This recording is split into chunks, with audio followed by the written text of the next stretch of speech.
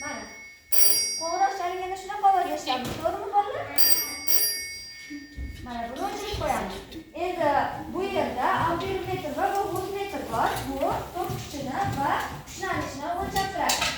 Endi qaranglar, bu yerda keyingi sxemaga o'tadigan bo'lsak, bu yerda faqat 12 voltlik tokdan foydalanadigan narsalar bor. Masalan, bu lampochkani misol keltirsak bo'ladi.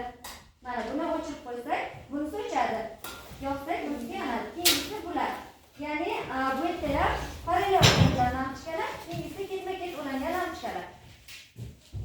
Bu esa transformator, ya'ni 120 voltga kelib turgan tokni 12 voltga almashtiradi. Agar bunaqa bo'lmaydigan bo'lsa, 12 voltga ishlaydigan lampochkalarimiz yoki qurilmalarimiz kuyib biz foydalanamiz, to'g'rimi? Bunda uyimizda, xonadonlarda ishlatamiz.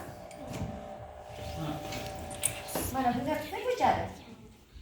Lampochkalarni o'chirib qo'yamiz. Bu yerda ham xuddi shunaqa 12 voltli o'sha kelayotgan tokni voltmetr va ampermetr o'lchab turadi.